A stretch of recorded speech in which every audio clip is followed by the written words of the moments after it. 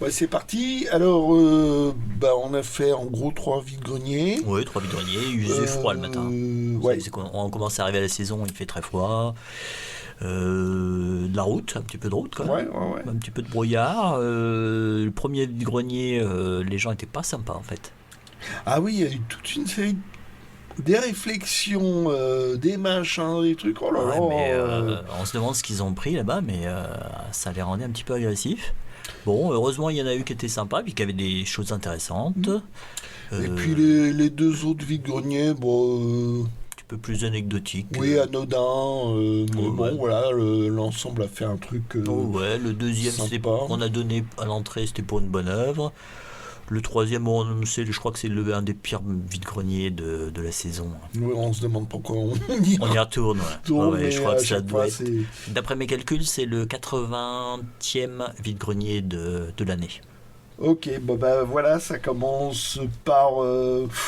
moi qui suis pas para-BD, surtout ce genre de truc, moi je sélectionne en para-BD plutôt des choses qui ont une illustration inédite. Oui, ce qui est assez logique. Voilà, Mm, mm, mm. c'est parce que sinon on n'en finit pas de la para-BD, des Surtout machins. pour Astérix. Voilà. Alors là, c'est vraiment l'exception à la règle. J'ai trouvé ça rigolo. C'est tout petit. Personne n'en voulait quasiment que dalle, quoi. Donc, Mm, mm, mm. bah, je me suis. Bah, je, je Ah, fais. tu me les as montrés en plus. Oui, Ouais, ouais. Mais bon, tu as Astérix, dédaigné. totalement. Ouais. Et donc, voilà. Donc, bon, je pensais que c'était pour des cafés, mais en fait, c'est pour des mugs. Donc, voilà, il y a le petit machin avec des recettes. Ah, donc tu vas faire des petits gâteaux la prochaine fois? Non, Bon. Des cafés la prochaine fois? non plus. Bon, bah, bref. Un thé? Non, j'ai un thé à l'amande amère. Ah, amande mère.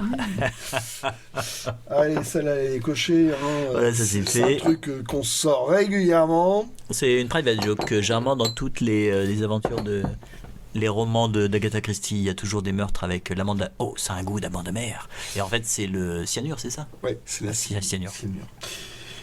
J'ai commencé, bah voilà. Hop. Alors, un Predator. T'as pas une gueule de porte-bonheur. Voilà.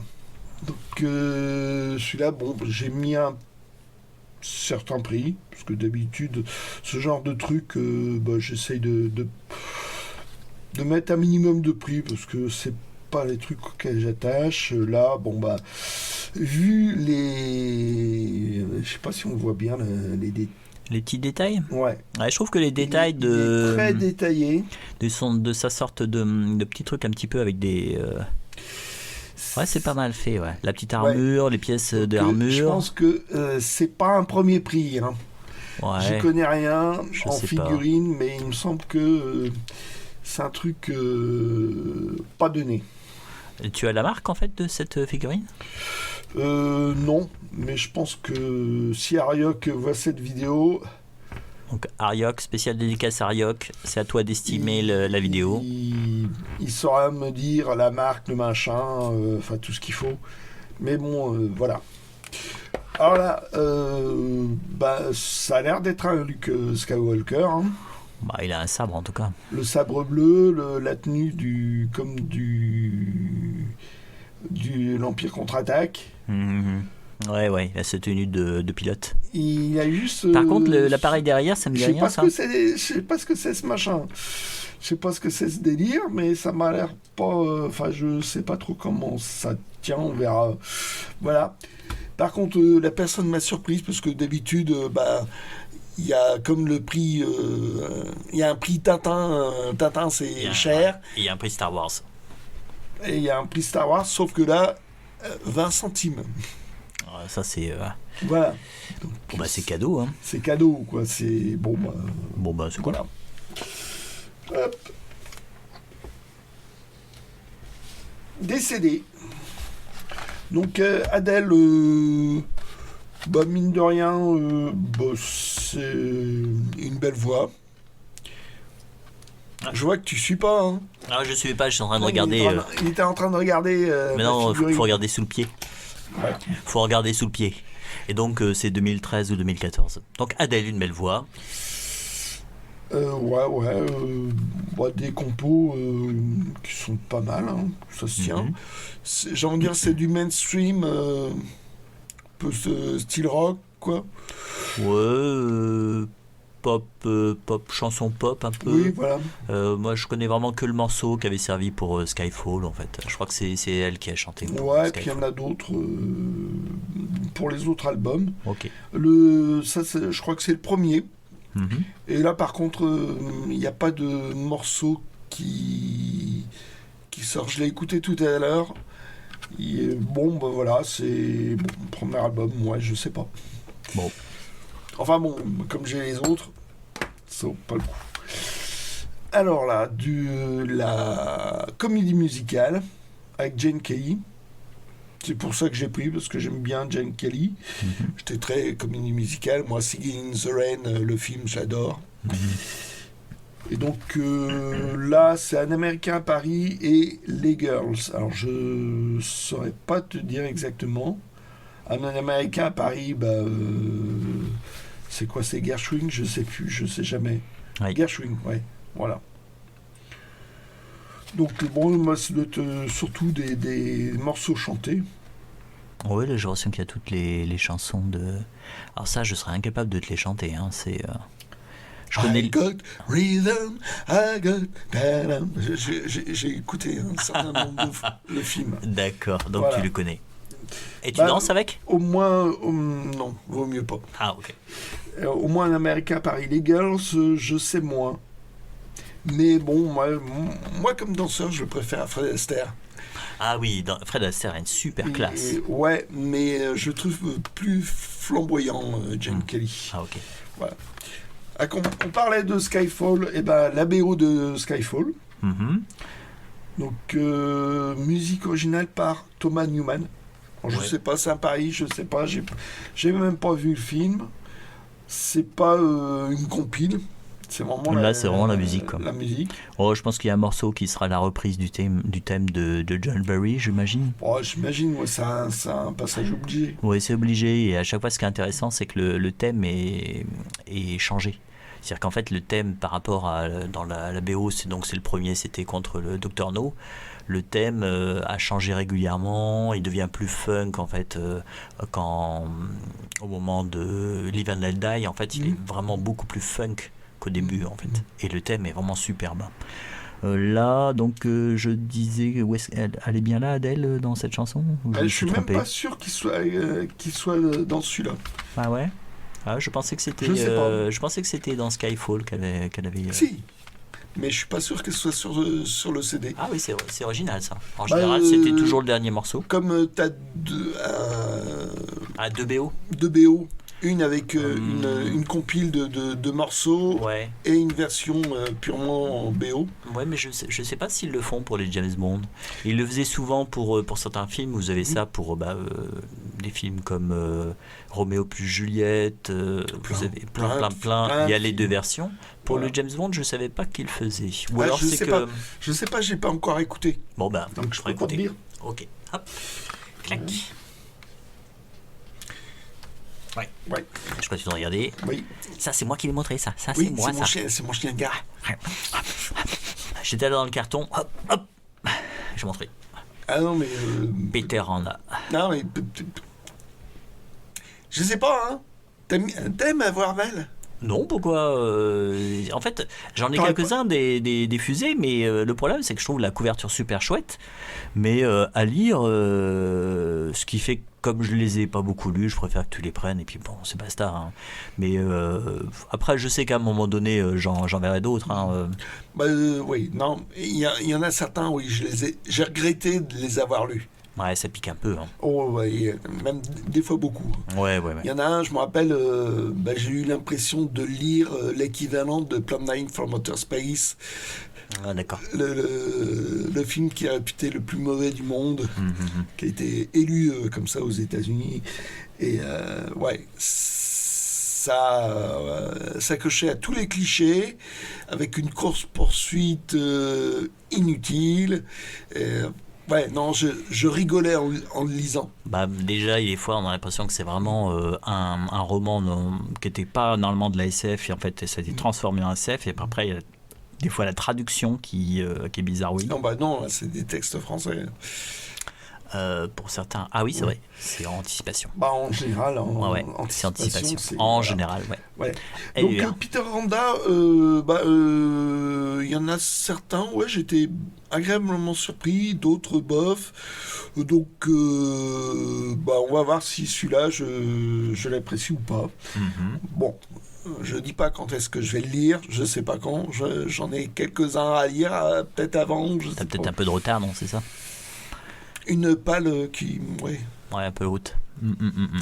ouais, ça fait juste l'équivalent de la hauteur de la Tour Eiffel, peut-être. Ouais, c'est ça. Bon, la couve est sympa, toujours Ouais, Brandon. bah, c'est toujours une Brandon sympa. Et Hein. comment il a fusé? Ouais, ça va, La 272. la fusée est. Bah, l'avantage, c'est que t'as vu, le dos est pas insolé, ça, c'est super, ça. Ouais. Parce que des fois, ça arrive, ça, c'est moche. Oh, c'est rare pour les fleuves noirs anticipation. Ah, j'en ai un ou deux. Bon, ouais, ça va. Le Steindag. Ouais, il est vraiment Bon, bah, en nickel. bon état. Ouais. Donc ce livre vendu ne sera repris qu'en bon état. Oh, Bon, voilà. c'est vente-échange. Ouais. Alors, un fanzine imprimé, Sapriste. Sapristi. Et une interview de Tom et Jean-Louis, donc, qui date de 99. Mhm. Donc j'ai envie de dire, c'est l'ancêtre des sites internet sur la BD. Donc t'as interview, voilà, Des pubs. des petites pubs, des Les infos, des infos sur la BD. Je veux dire, tout ça maintenant, on les a sur des sites internet, quoi. Ouais, mais pour l'époque, c'était une mine de renseignements. Oui, voilà, Mhm. c'était dur d'avoir des renseignements, de voir certaines illustrations qui étaient inédites. Ah, c'est sympa quand même. Hein. Là, Là, je peux bien ce qui- avouer que. Là, ce qui est rigolo, c'est qu'on a Tom et Jean-Ry au moment de la sortie de Spirou à Moscou. Ouais, d'accord. Donc, voilà, donc. Et Plus, il y a plein moi, d'illustrations. j'ai été fan direct de Tom et Jean-Ry quand Ah ils ouais. ont commencé le Spirou. Oh, c'était exceptionnel. Hein. C'était plutôt. Quel bonheur. Hein. Ouais. La quand- reprise. Bah, c'était la reprise de Spirou. Il y avait deux équipes qui étaient un petit peu en parallèle. Et vraiment, ma plus grande peur, c'est que ça soit l'autre équipe, dont je ne dirai pas le nom. Ouais. Et là, Tom et Jean-Ry, non, c'était. Bah, c'est fou parce que en fait, c'était des élèves en gros de Dupas. Ils ont bossé un peu avec Turc de Groot. Hmm. Hein, ils faisaient les décors de Cubitus et puis aussi de Léonard ou un truc comme ça.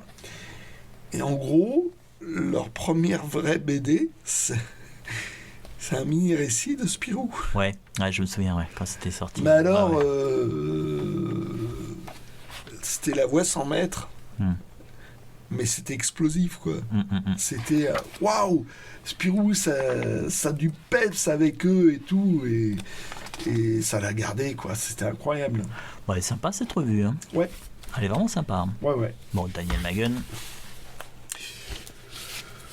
Hop, les vieux fourneaux, bah, un truc plutôt sympa. Ouais, c'est déjanté. Lupano, le scénariste est vraiment, j'ai l'impression, un scénariste à suivre. Mhm. Parce qu'il fait des trucs vachement sympas. Je crois que j'ai les 3-4 premiers. Bon, là c'est le 7. Donc je Bah, ne sais pas si ça se suit. Ah, il y a une tendance générale.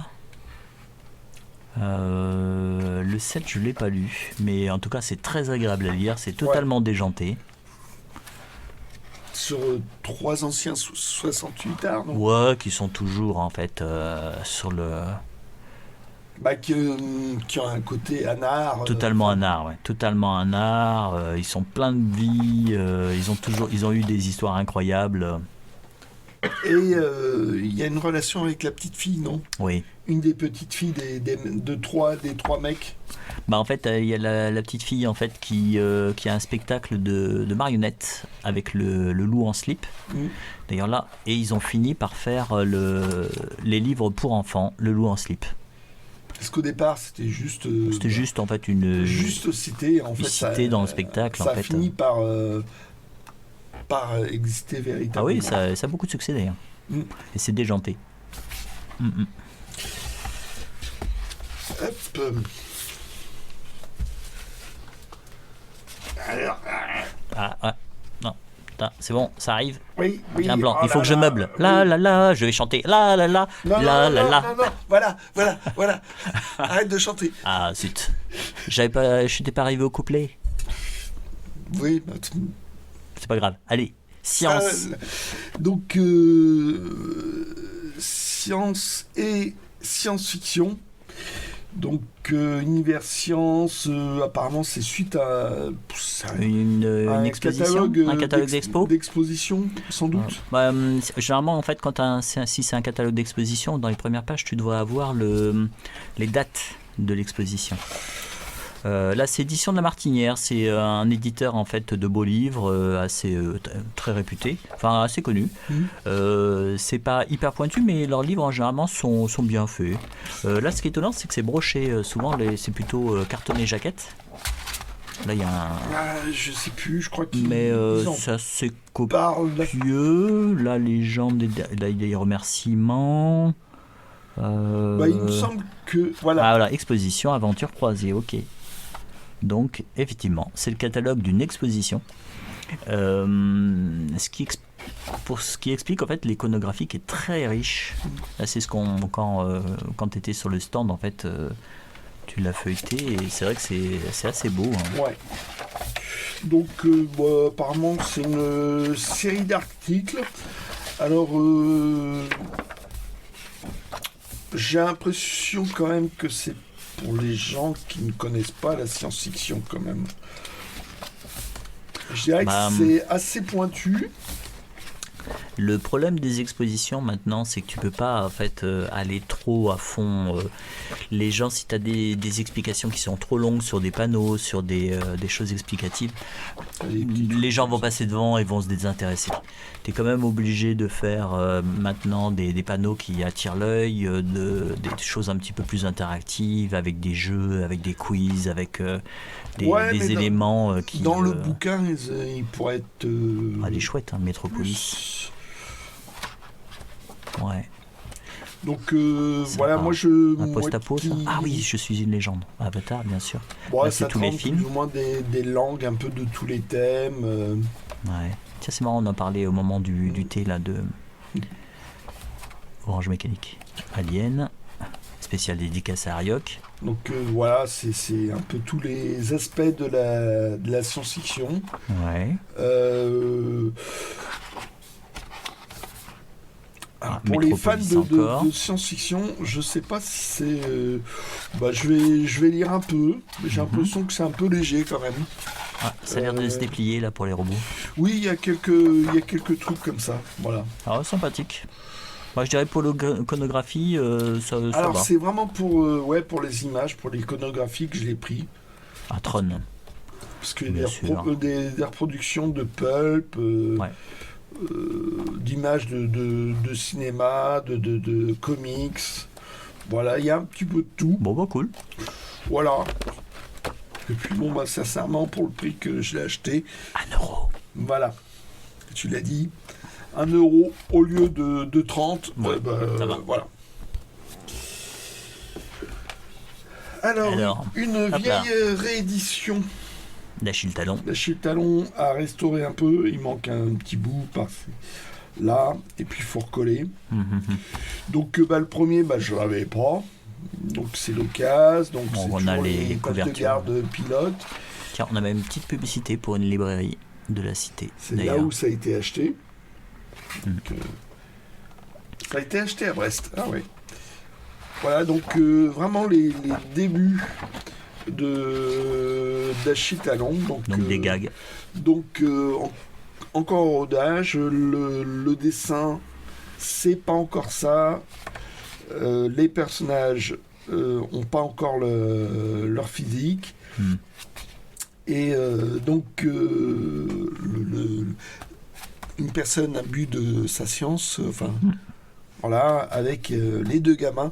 Donc, c'est vraiment calqué d'après Monsieur Poche de Alain Saint-Augan. Là, ça se sent vraiment, quoi. Ouais, même si après, en fait, il fait, va rajouter des éléments. Et donc, il va finir par se détacher de l'idée de Monsieur Poche au départ, qui est, cette personne imbue d'elle-même, qui va impressionner les deux gosses, parce que dans Monsieur Poche, il y a bien cette histoire-là.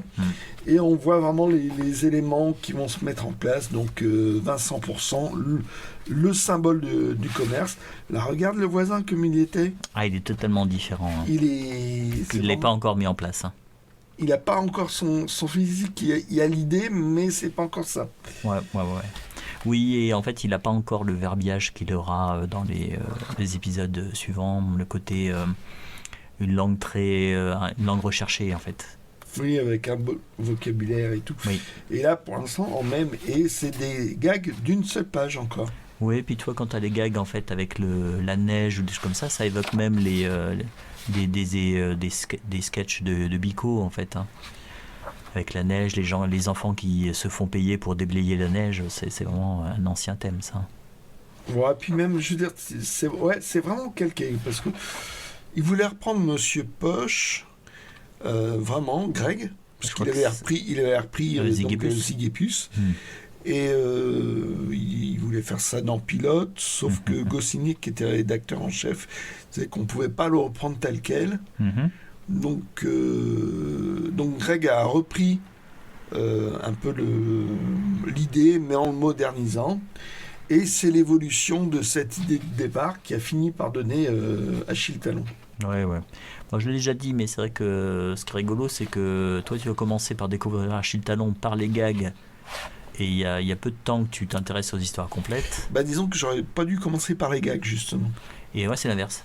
C'est en fait, j'ai découvert d'abord les histoires complètes, et c'est après que tout doucement, j'ai commencé à lire les gags. Et en fait, c'est toi qui m'as mis dedans, parce que tu m'as dit, non, lis les histoires complètes. Et effectivement. Sont d'un autre niveau. Hein. C'est ça qui m'a mis dedans, et puis je suis tombé sur un Rambaldi pour Villeprix. Et du coup, je connais pas. Et du coup, j'ai révisé mon idée là-dessus parce que avant, je lisais pas du tout. Donc voilà. Ok. Voilà le truc total, bien dispensable aussi.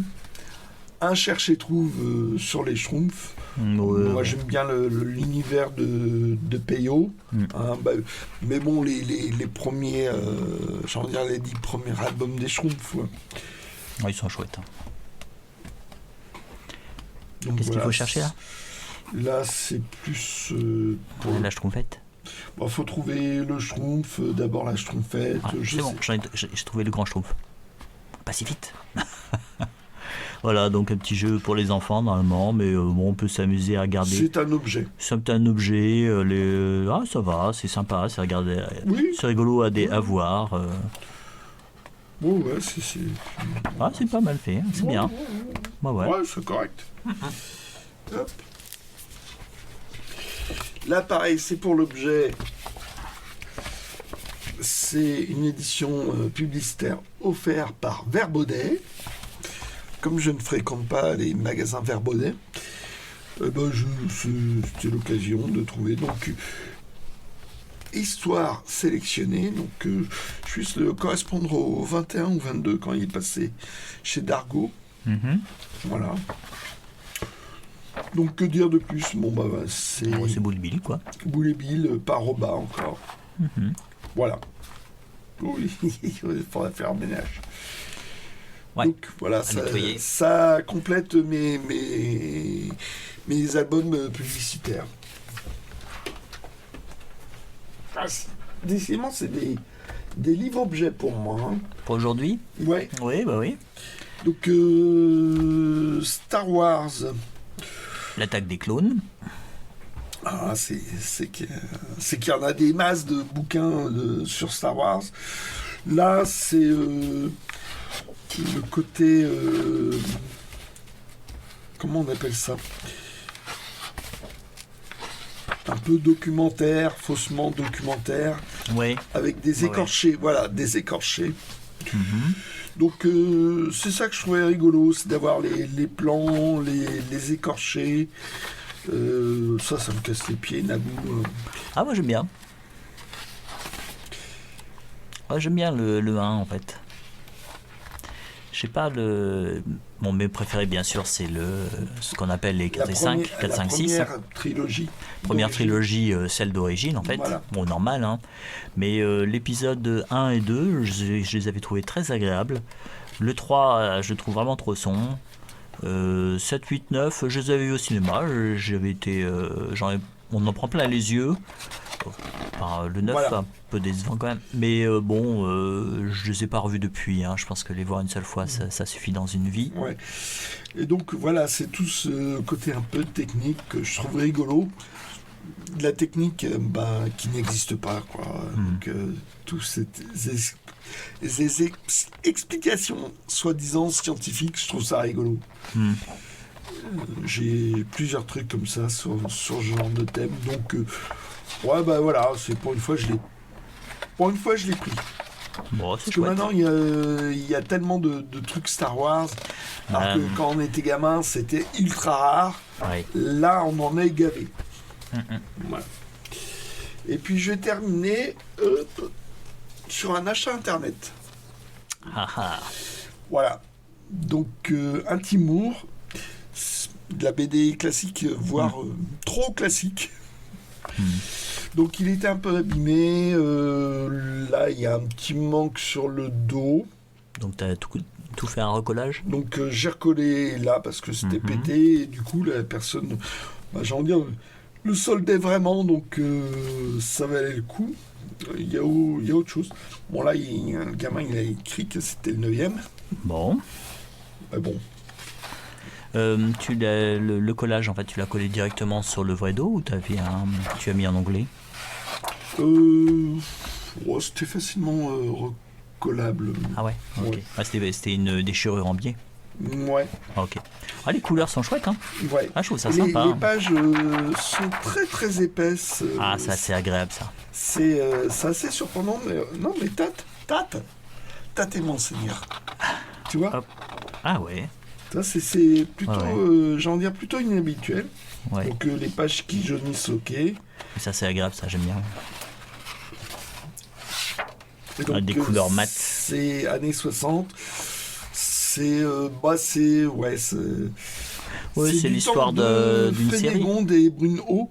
Alors tout le truc, c'est que, je vais montrer carrément, c'est vraiment montrer, en fait, c'est un personnage.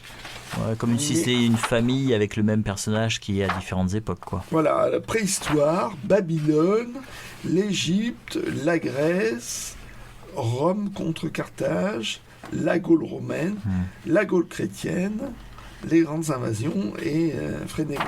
Ah, ok. Et avez-vous toute la collection à l'aide d'un crayon rouge? Remplissez les disques en regard des albums que vous avez déjà.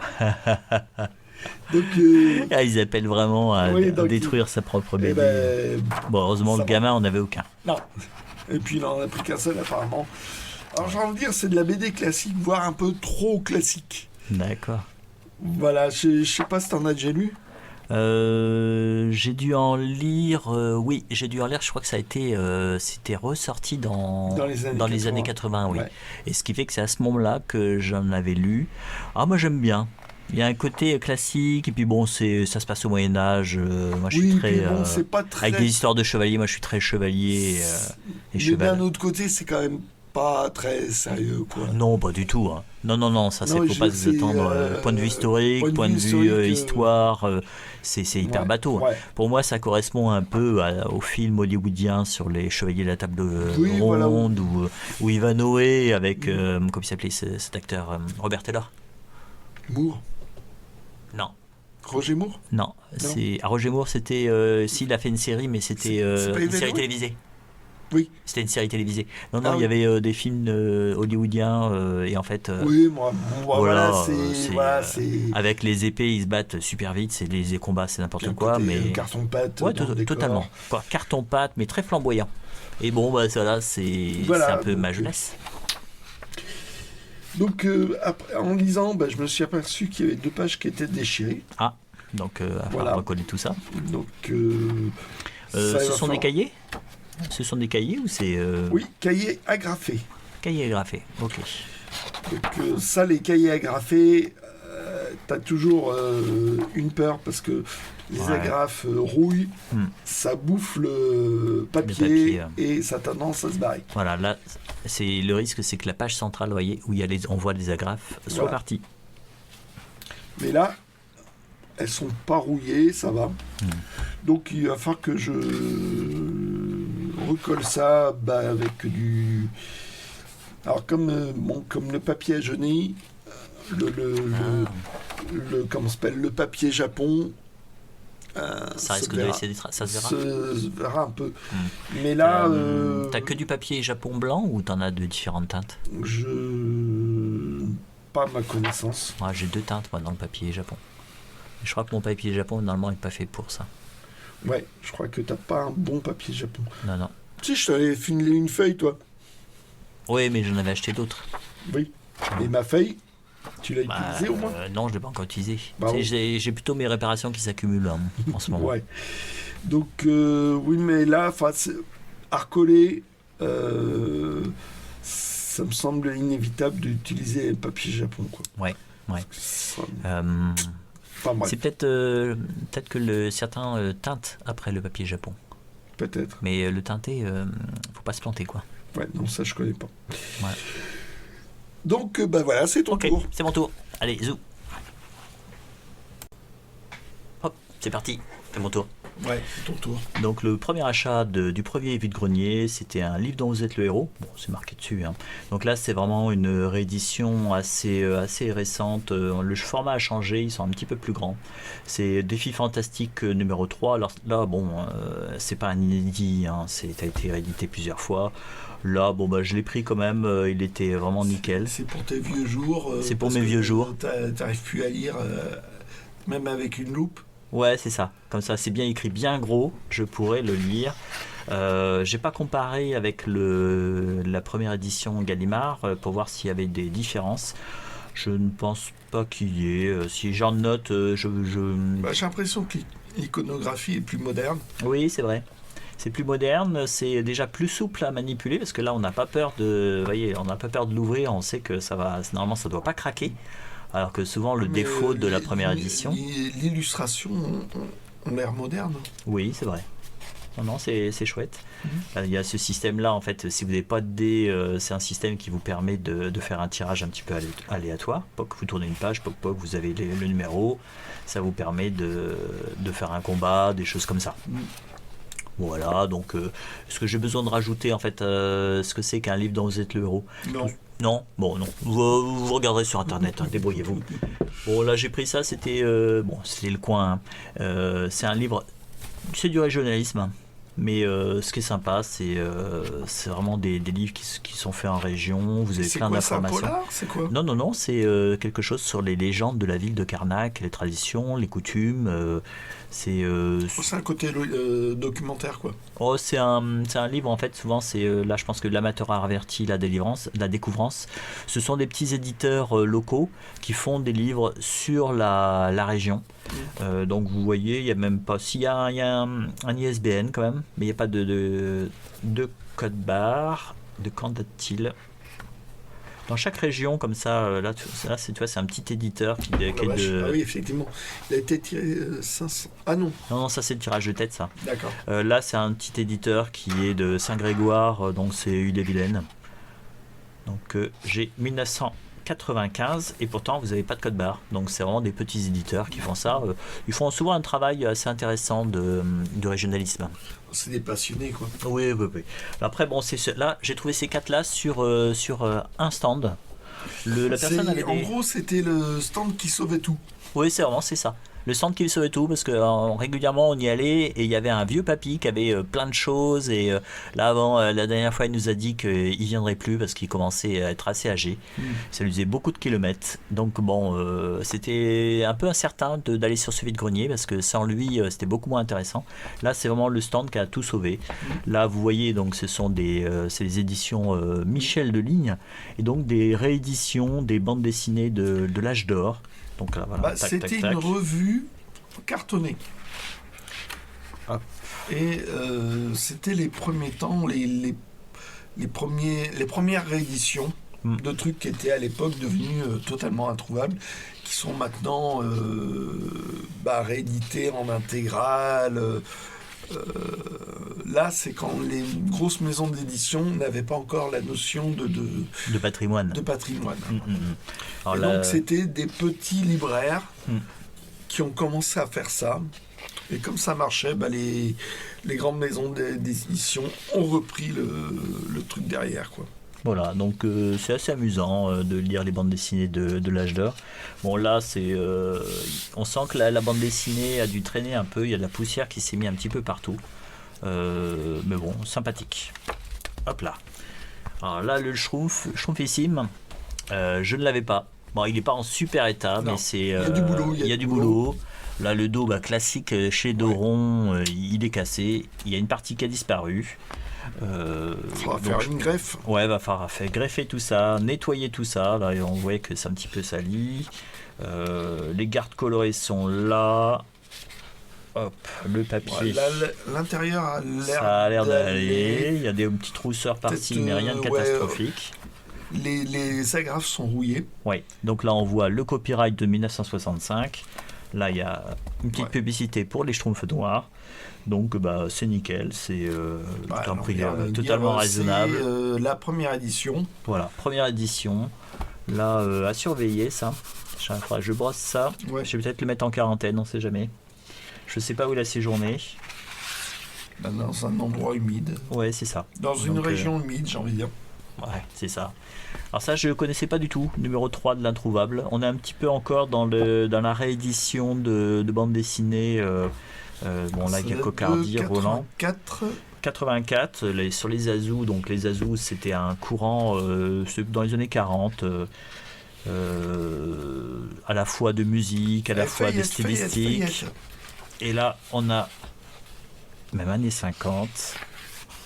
Hop. Vie quotidienne Zazou, la danse Zazou, Paris Swing. De la réédition. En fait, je l'ai pris parce qu'il y avait des bandes dessinées à l'intérieur. Donc là, on a Marcel Sardan. Et après, vous aimez, je sais que vous savez que j'adore tout ce qui concerne le Moyen-Âge. Et puis les bandes dessinées un peu classiques, on va dire. Ça a l'air d'être voilà. de la réédition de voilà. BD française. Oui, c'est ça. C'était donc clean, je sais pas, et avec le scénario de Marie-Jacques. Et c'est la rançon du Guiglin. Donc bon, grosso modo, j'ai pris les 4. J'attendais le prix. Dans ma tête, je m'étais dit, bon, si c'est en dessous de 10 € les 4, je prends. Et en fait, c'était vraiment vendu à un prix ridicule.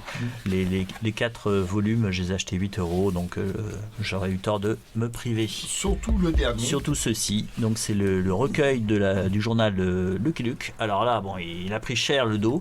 Mais c'est la première fois que je le vois en reliure éditeur. On en voit rarement. Et en plus, il y avait ceci dedans, en fait. Toi, tu avais le numéro 3. Alors, on va voir s'il y a le poster. Alors, c'est rare d'avoir le poster. Alors, les posters là-dedans étaient vraiment très très grands.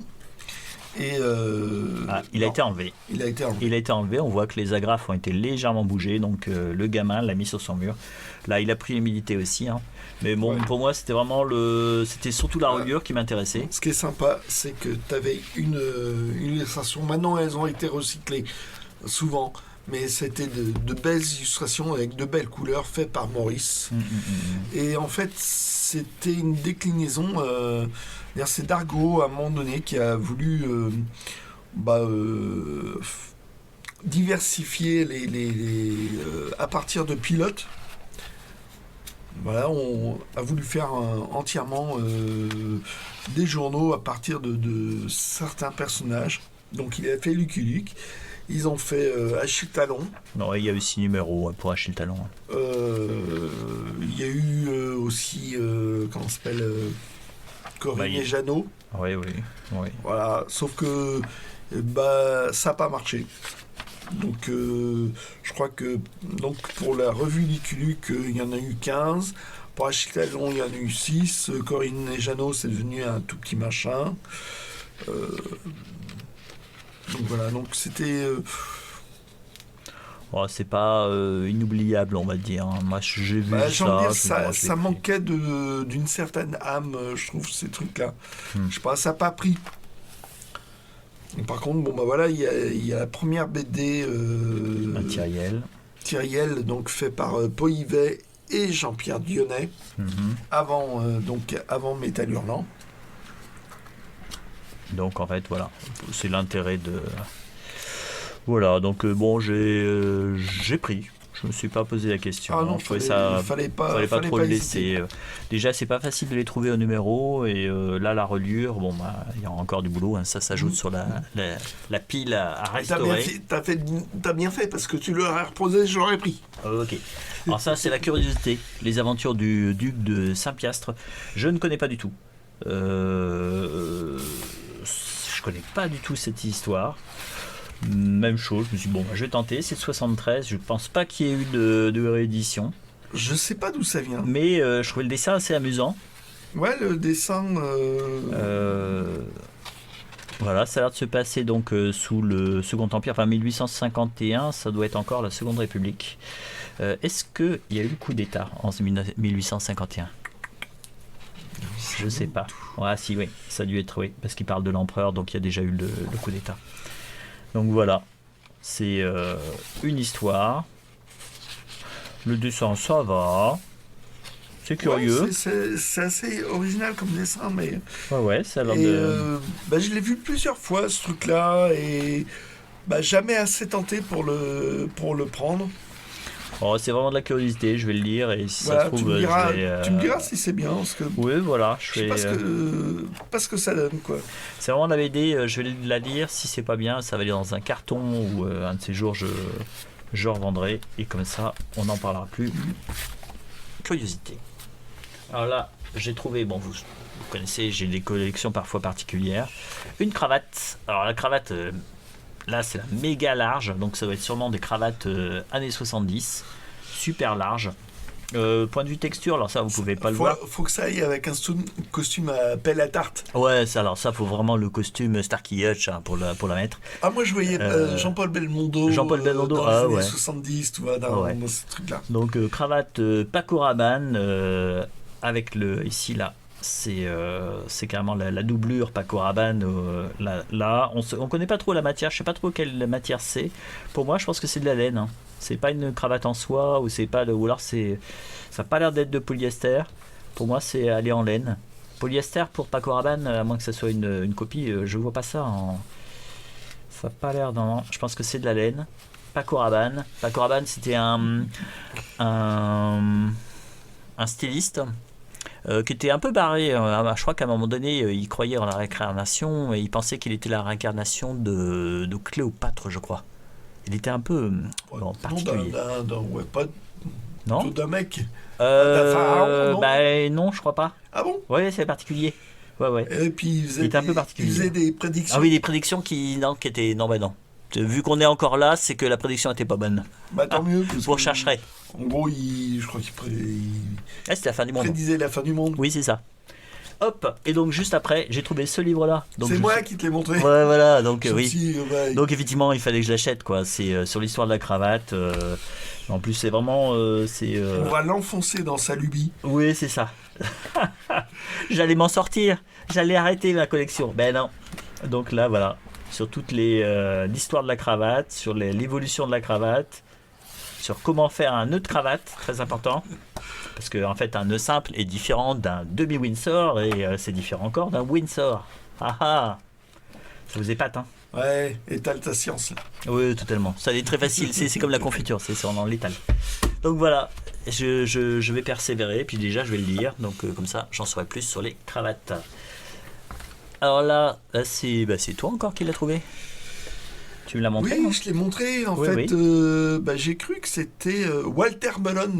Oui, alors c'est ça qui est curieux, c'est que Achille Talon, en français, devient Walter Melon en anglais, et en fait ça devient Albert Enzian en allemand. Et donc là, vous avez, alors c'est ça qui est rigolo, ils ont repris au deuxième de couverture, ils ont repris la même maquette que les Dargo, donc comme présentation, donc où vous avez Achille Talon. C'est pas Dargo encore? Là c'est Delta Verlag, je pense qu'ils ont Regarde. Dargo Preisentiern, donc peut-être que c'est Dargo qui le faisait en allemand et qui le faisait distribuer par cet éditeur-là. Les cartes colorées sont pas colorées, elles sont blanches. Et j'ai pas vérifié pour savoir s'ils ont repris tous les gags. Là, c'est donc, je pense que c'est la première édition de 1976. C'est le premier titre. Ils avaient même mis un au dos. Ah ouais, d'accord. Alors, j'ai pas regardé pour voir si c'était dans le même sens, si tous les gags étaient vraiment mis pareil et qu'ils les ont juste traduits. Donc là, on retrouve les gags. Là, avec une traduction, enfin avec une police. Ouais, assez bizarre. C'est pas écrit à la main. Ouais, c'est vraiment, on a l'impression que c'est vraiment dactylographié. Et voilà, là, il y a beaucoup de place. Et puis là, il y en a. Apparemment, ils se sont cassés les pieds pour les titres. Oui. À prendre des jeux de mots que dans les titres. Ouais. Alors ça, je pourrais pas les traduire parce que j'avais pris espagnol. Donc, mais voilà, c'était pour la curiosité d'avoir une version allemande avec un autre nom pour Achille Talon. Donc un jour, il faudrait que je vous remonte les trois. Ça sera intéressant. Ouais. Alors le dernier achat, en fait, c'était sur le dernier vide-grenier. Donc ce sont deux livres dont vous êtes les héros. Ce sont des rééditions. Parce que en fait, voilà, vous avez le 311 et 267. Et normalement, à ce moment-là, c'était les anciennes maquettes qui existaient. Là, c'est pas, ils sont pas rares ceux-là, Défi Fantastique 14 et 7, mais pareil que pour le premier que je vous ai montré, c'est plus facile pour jouer, pour les faire, on n'a pas peur de l'abîmer et que les pages se défacent, quoi. Voilà, je vais pas encore vérifier pour voir si je les avais ou si je les avais pas. D'accord. Mais bon, c'est pas grave. Voilà, c'était quelques achats. Je suis quand même assez content pour la reliure Lucky Luke, qui est pas courante du tout. Et puis les bandes dessinées de l'âge d'or. C'est vraiment sur un stand que ça s'est fait en fait. Et puis j'ai une cravate de plus. Voilà. Donc on va vous souhaiter une bonne semaine. Ouais. J'espère. Je vais t'interrompre avant que tu. Avant que je dise une bêtise. Ouais, voilà. Vas-y. Ah non, attention. Challenge Bisounours 145. Oui. 145. On a fait un bond. Mais rien pour l'instant. Non. Si vous appréciez l'émission, mettez un pouce bleu. Où vous voulez. Non, voilà. Abonnez-vous. Et puis voilà. Et puis à la prochaine. Voilà. Ciao. Ciao.